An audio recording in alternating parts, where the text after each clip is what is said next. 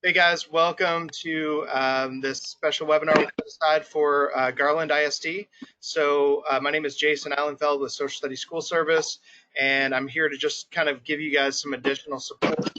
I am recording this webinar, so if you guys could mute yourself except for when when you guys have a question you want to ask, that would be great. So if you just go ahead and mute that.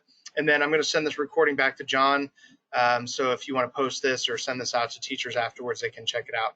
All right, so I'm glad we're doing this specifically for Garland. So in the Garland ISD Ready Hub, John is giving you guys different lessons to use, and he's providing you guys with links. So I'm just going to I just grabbed a link from a different lesson. I'm going to show you guys what happens when you click on the link. So when you click on the link, it is going to take you here to this login page, unless you're already logged into Active Classroom. You guys are already rostered and all of your students are already rostered through Clever. So you can just click in the login with Clever, or if your computer already has your password and username already saved in there, then you just hit the login. But if you don't have that, you can always just log in with Clever. Your students will be able to do the same thing.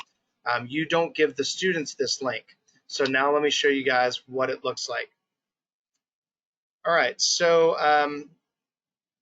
in my teacher view here, now mine takes me into a different level of account, so I got to switch real quick to my teacher account.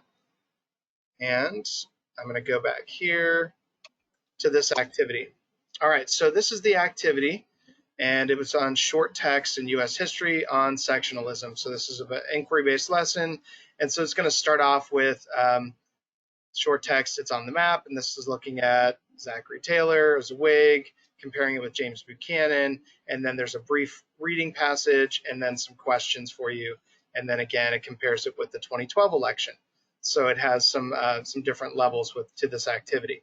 So now that you have it, if you want to assign this now to your students, what you will need to do is this. It's very, very easy. Click on the little head and shoulders, and right here, you select which class you want to assign it to, and then you give them instructions if you want to add any instructions in here. So maybe you want them to do highlight voter, I didn't read this one beforehand, voter suppression, and annotate. So you want the kids to mark that up and answer all the questions. So right here you can set custom highlights, and you can have them voter suppression examples or something like that. I just kind of grabbed something that's been talked about a lot in the news. So I did that. So I've added that highlight, and you could also tell the students, make sure to answer all questions. And so you've given them instructions, you've selected which class period. Right here, you can set an unlock date and a due date. You can change this to percentage right here. And once you do that, you simply hit Save Assignment. Now, where are you guys posting your assignments for students? How is that working? Could somebody explain that to me? How you're getting the assignments to students? Yes, they're being posted on Google Classroom. Okay, so the teachers are posting them on Google Classroom. Thank you. All right, so that's great. This is the link right here. So when you assign it, you will grab this link to paste that into Google Classroom. Do not post the link that John put in the curriculum or that Issa's put on the curriculum. This one right here at the top of the screen, this one at the very top of the screen in the address bar is not the link. This one down here is the link that you give to the kids. You have to assign it to the students before they can see the work.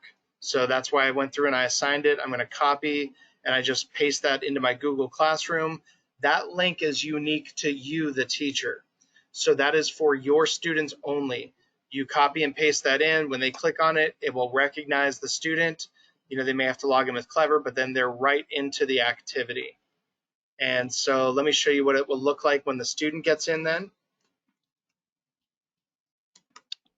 So as a student, it will give me my most recent assignment. Let me refresh this page.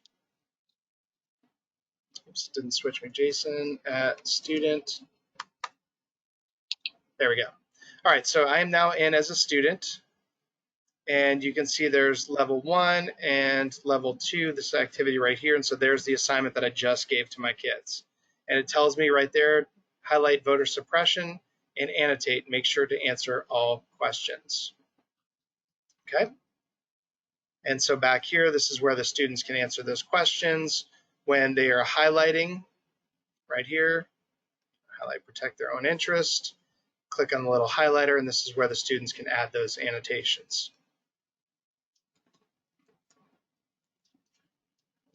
So the students will be able to do that. They'll be able to type their answers into any of these boxes right here. And when they are done, remember they want to go through all parts of the assignment. So they'll look here, they'll look at this one, then they'll look at the election of 2012. They'll want to complete all of the different pieces on the left-hand side before they turn in their assignment. When they go to turn in their assignment, it says, are you sure you want to turn in your assignment? You will not be able to change or add any answers to your section. They hit confirm, and the assignment then gets turned in. And it gives them a stamp right there, April 9th, 2020. And that's pretty much it from the assigning side. All right, so I thought they were going to, let me switch over here real quick because they were supposed to put you guys into, they were supposed to add the mapping activities in here. So I'm going to have to show you from a different account real quick. I'm not sure why she didn't do that. She confirmed that it was done. Jason, can I ask you a quick question? Sure.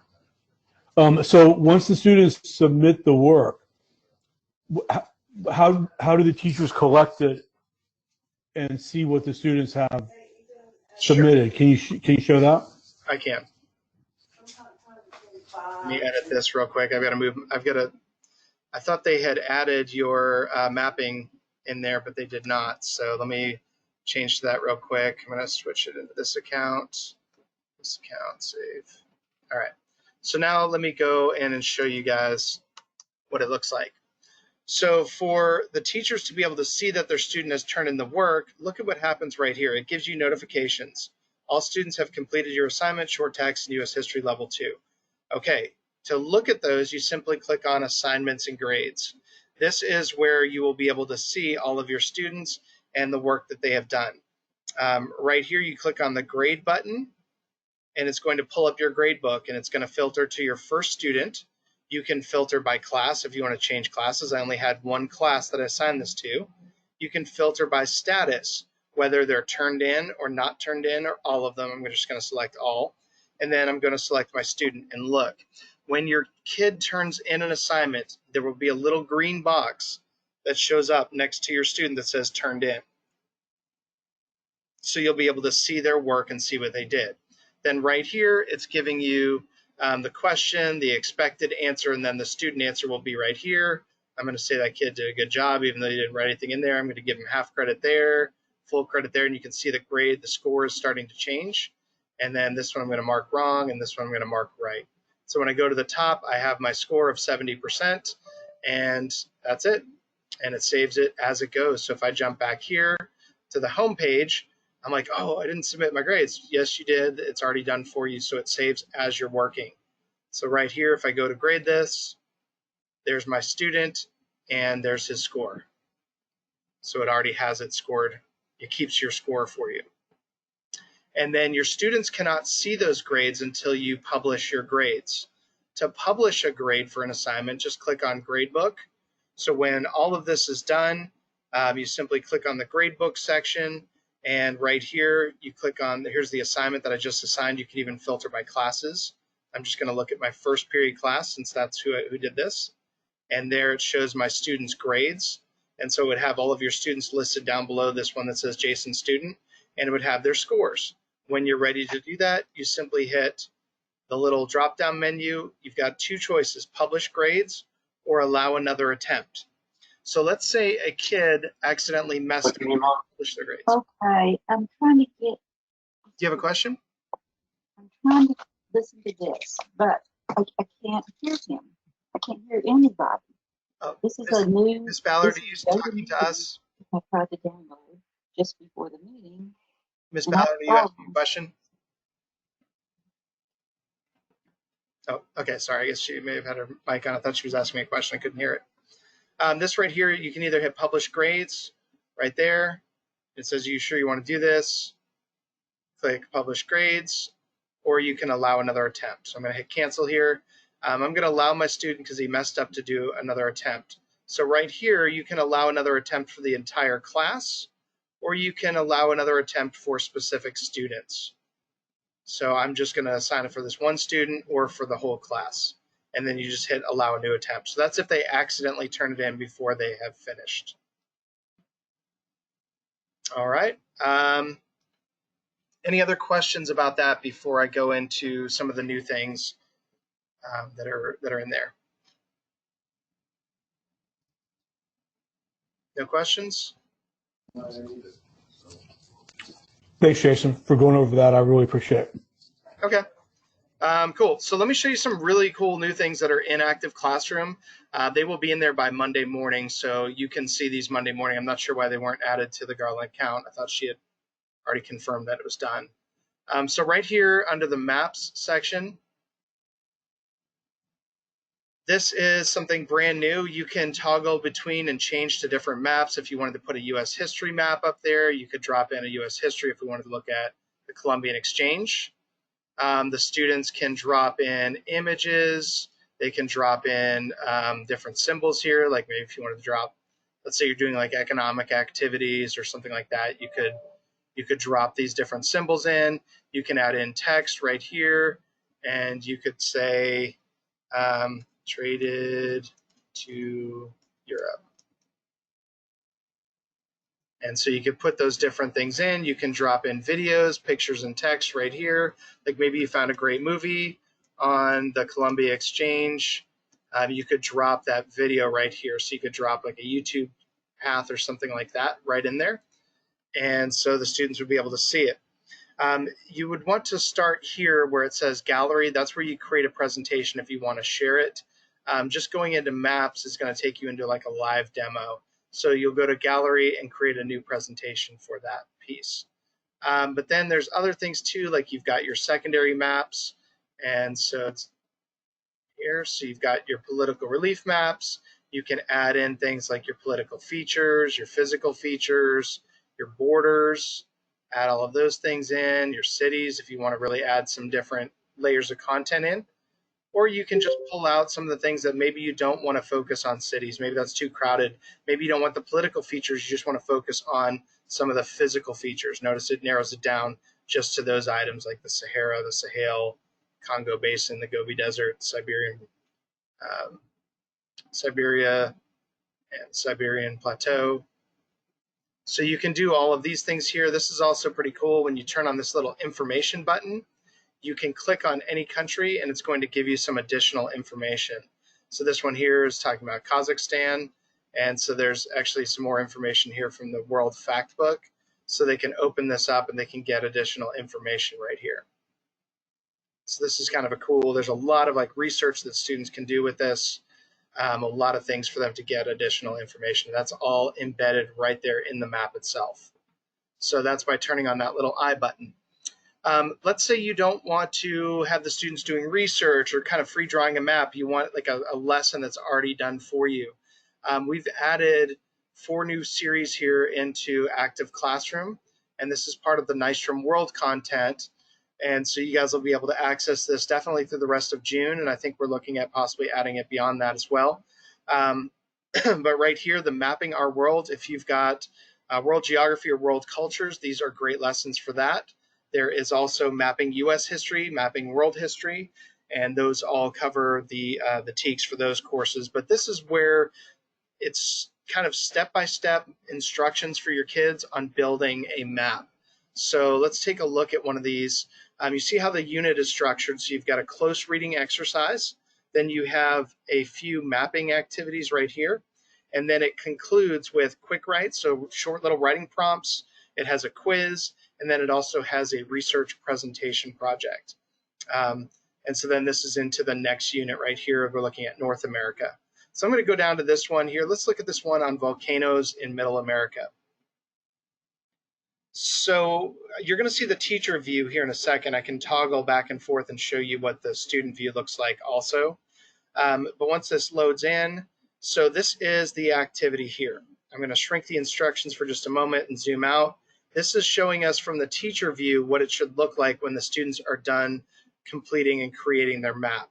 So you can see all the student markings on here. They've added volcanoes, coffee bean bags, a little skull right here. There's different arrows. They've marked off some of the plates. We've got the North American plate, Pacific, the Cocos, and the Caribbean plates. So the students are going to create this map. This is what the students will see when they log into it. It's going to be blank.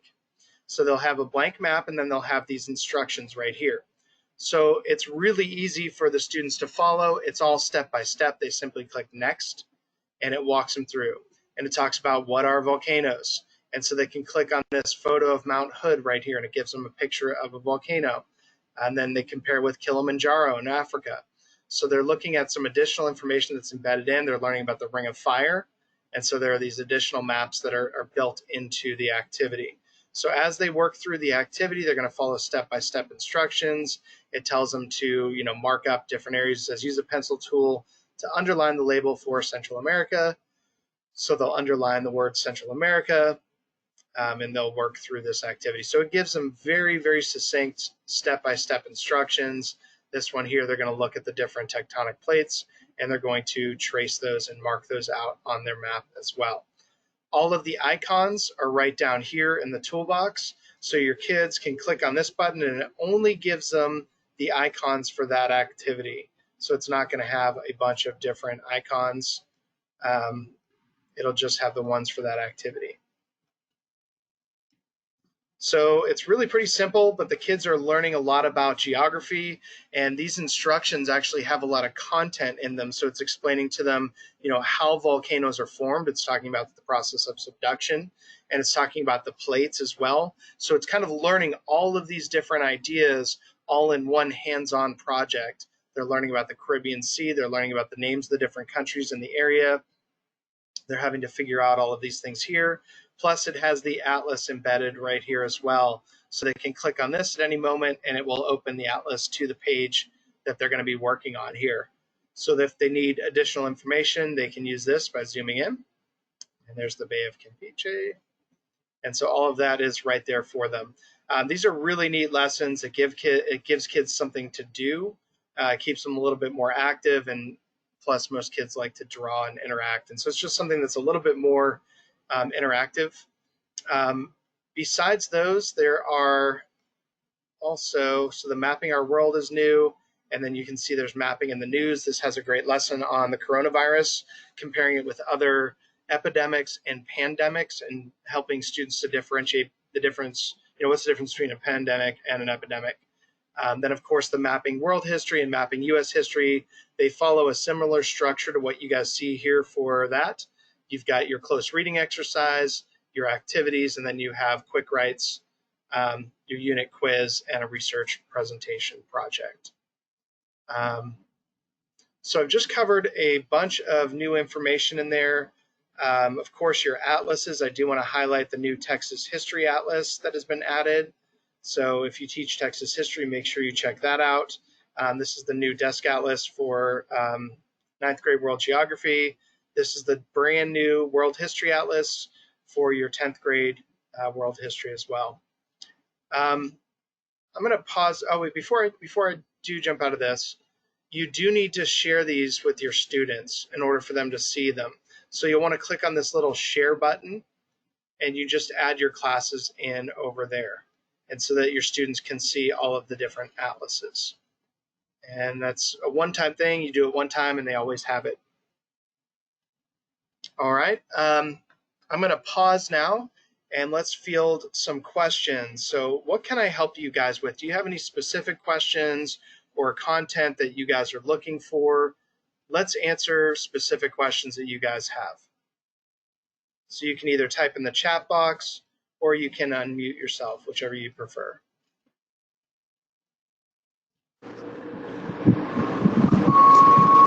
Okay, I have a question. Can you walk me through how to search for, like, our next unit's gonna be reconstruction. If I click on that magnifying glass underneath search in active classroom, I type in reconstruction, that's going to pull up anything that has to do with Reconstruction, right? As far as what a title is concerned. Yes, that is correct. And also, you can search by TEAC. So you can click right here on grade 8 and choose state content, not Common Core. And then right there you find your TEAC. You could even find Reconstruction. And then, oh, wow. Okay. yeah, and it'll pull up the TEAC right here. So evaluate the legislative reform programs in the radical construction Congress and reconstructed state governments. So when you select that TEAC, it will pull up all of the activities that relate to that. So it talks here, there's one on Reconstruction production, African American heroes of the Civil War, Atlas of U.S. history, or the Reconstruction follows. There's a backwards planning PowerPoint on Reconstruction. Then there's this great C3 lesson on why did Reconstruction fail. That takes a really deep dive into that. And then there's some other activities here as well, why Reconstruction failed, Congress and Reconstruction. So there's a lot of different activities in there that you can pull from for that. And that's by searching by TEAC. But you can also do, just like you said, you can type in Reconstruction. Okay. Find everything that has to do with Reconstruction right there. So let's say I find a lesson that interests me and I think could be beneficial for students. I have to click on the man, like the face with the shoulders. Yes, the head and shoulders. Okay. So right here, you just click on this if you want to assign this one to students, and you assign it to the class period you want to. Put any instructions in right there, set any custom highlights you want in right there, and then hit Save Assignment. When you do that, this is the link right here. Assignment grade. Right. This is the link that you drop into your Google Classroom. And so when the kids click on that, it takes them to Active Classroom. Does it sync it from that link to where they're able to access anything that's in Active Classroom? Because I think that was the problem before. I was having a problem with, I wasn't already logged in, and so I would click on the lesson plan template, and it took me to the home page, and then I didn't know how to go to the dashboard. So for me, what helped me out a bunch was already going to Ready Hub, like you guys said. So now I'm in and I'm looking at stuff, but I don't know what it's going to look like on the kids' end. So it'll just take them automatically into. Sure. So when I just put the link up there, and this is where it takes them. If they're already logged in, then they're good. But if not, then they would just log in with Clever. For me, I'm just going to log in. Now, mine's going to be different because it says I'm not authorized to access this page because my account takes me to a. But for your student, this is what it would look like at student. So when your students once they click on the link and they log in, it will take them directly into this assignment right here. And so it'll take them right into that assignment that you just posted in Google Classroom after they click the login. And they can always go back to that home page by clicking right here. Got it. Okay. Well, neat. So can I just jump in and can I just interject something here? So absolutely. Just so you understand, Ready Hub is the way that all the Garland students and teachers are being. That's how they're managing logging into all those accounts. Ultimately, we're using Clever to get into Active Classroom. So to me, when you're giving student instructions, it seems like the easiest thing to do is just to tell them to log in first. Okay, I can put that in the instructions. Okay. All right. What other questions do we have? What else can I answer? Hi, Jason.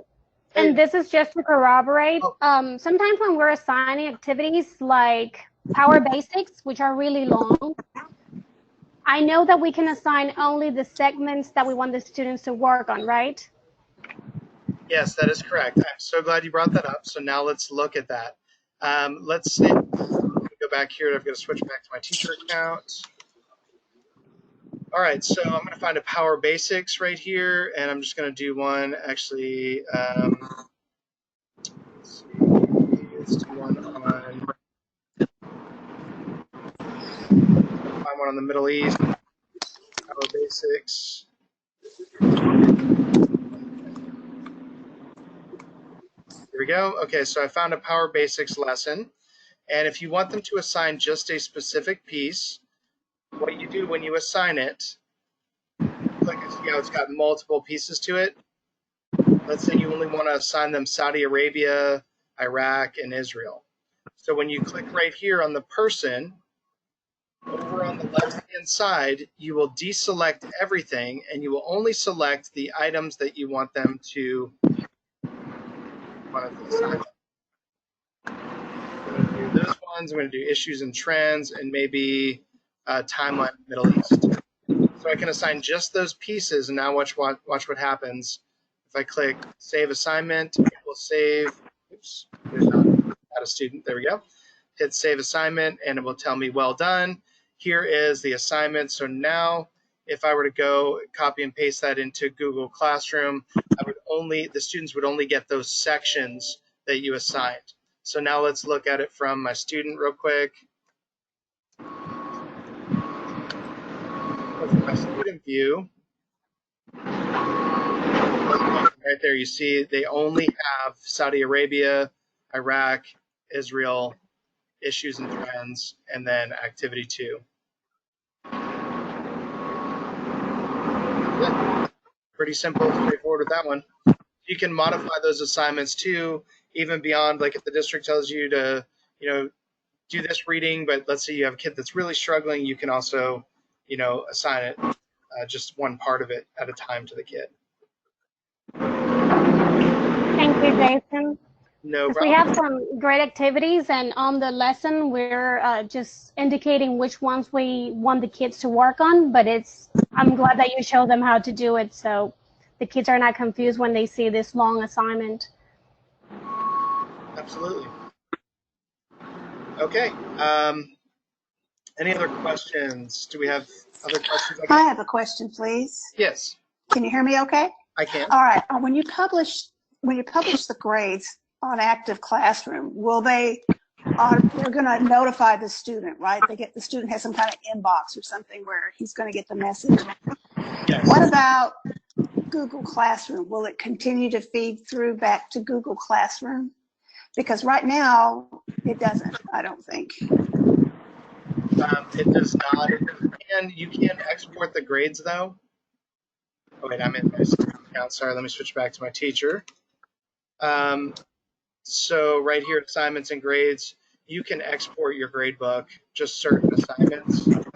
So right here, you can filter it down. I'm just going to do first period, and then I'm going to click on export first period. I'm going to throw it down so I can see my way.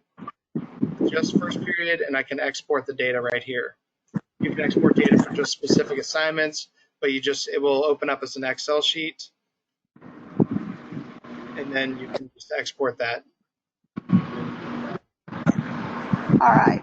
So I would have to publish the grade on Active Classroom, and then I'd have to re-input it to Skyward, our master grade book, correct? So yes, you can, when you do this right here, you can hit save as a CSV file, and then you can upload it. You can upload grades right into your grade book. No, I have to input them individually. Oh, you have to. There should be a way. Are you guys using PowerSchool or Skyward? What's your grading program? Skyward. Skyward. Skyward. Skyward should have a portal where you can input grade, like you can upload grades, right, John? Yes. Oh.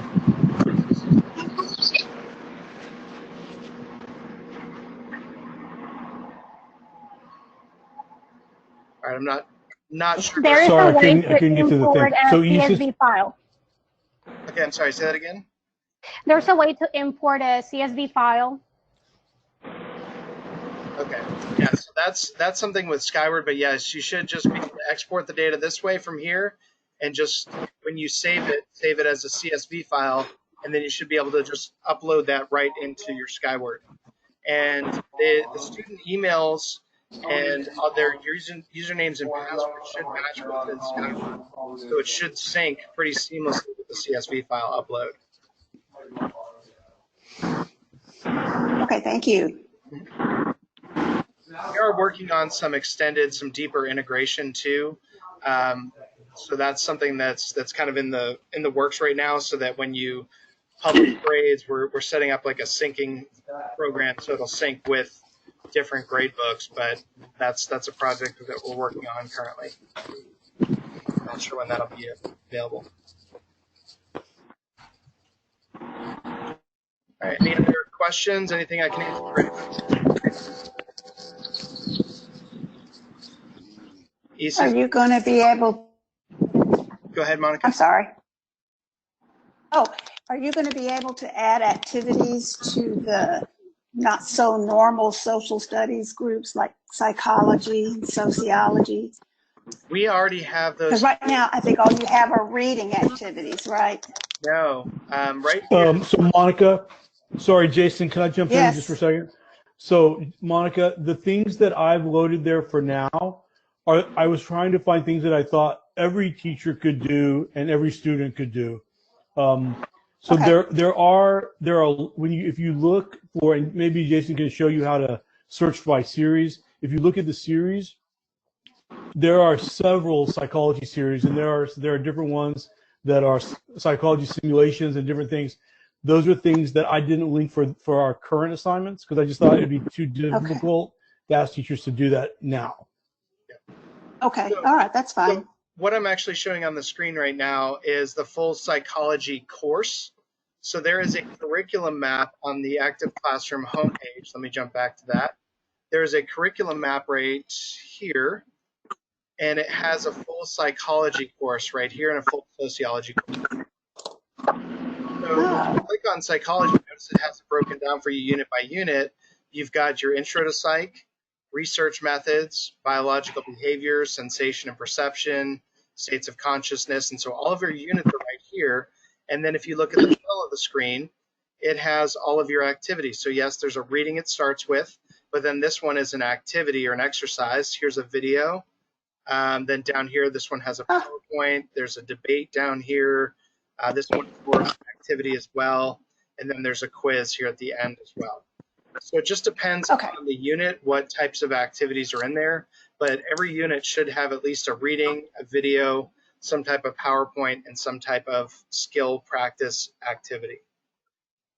Okay, well, that sounds great. Sorry, I should have explored a little bit more on my own. Just, yeah, on your homepage, just click on the curriculum maps. That little dots right there on the bottom left, and then you can go right to psychology, and you can see everything there for psychology. Okay, thank you so much. No problem. All right, anything else? An answer for anybody?